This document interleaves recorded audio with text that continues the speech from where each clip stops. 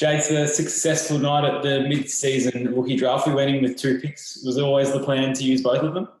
Well, yeah, depending on the length of our order, mate. So if we had 2 players still available on our list, we're certainly keen to use both. Looking at the picks, do you draft for the now or a little bit towards the future at the mid-season draft?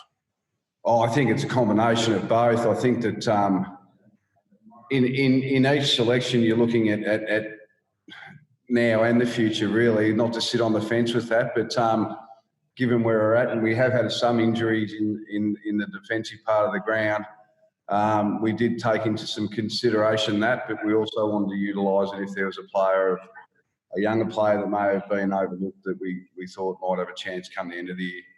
Kai de Klaas, the first pick, he's from Werribee. Do you like what you've seen from him? Yeah, well, obviously, with Kai, he came and did a little trial with us pre-season, and in the end, we decided to not go in that direction at that very time. But resources, experience, and knowledge are fantastic things in any business, and no different in our organisation. And you know, Mark Choco Williams having had coached Kai. You know, he wasn't pushing him by any means, but he was just saying he was pretty strong on that, you know, he would improve in a full-time environment.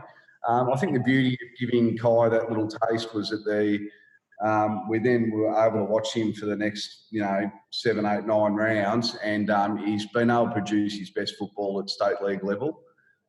So at 24, he's really starting to blossom. So he's a player we've watched over the years, and he's always shown his talents in small snippets, if you like.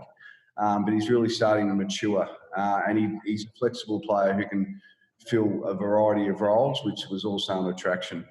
He's a big body. Do you feel like he's someone that could have an immediate impact if required?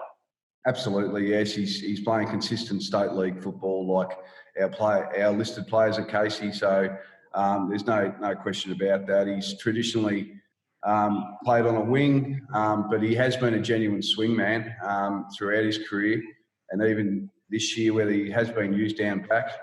But as a wingman, he's got good running patterns. He's a good natural athlete with some speed who running at more than goal a game. So he has some flexibility for sure. Daniel Turner was the second selection. Is he more of an intercepting type? Yeah, he is, Dan. He's more of an intercepting type, and he also has the ability to play on the taller players if required. So he's got some flexibility in that. Just really like his football IQ, his skill level, his ability to execute by foot, and he just sees the game really well. So I think, we've got some really good leaders in that area of the ground. And it's a good opportunity to bring a young player through who can learn off those players in Stephen May and Jake Lever and Adam Tomlinson. He is just 19. Is he someone that you think has a long sort of future ahead of him, not going to be rushed too much? Yeah, absolutely. He's a young player like any draftee. He has played some senior footy against men for Albury.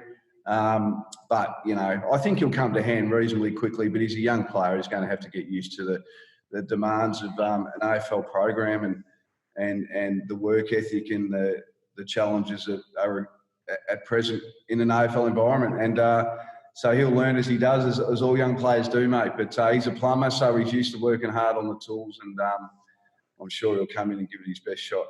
Well, I'm looking forward to seeing both of them in the red and blue. Jace, thanks for your time and well done tonight. No worries, Benny. Thanks a lot, mate.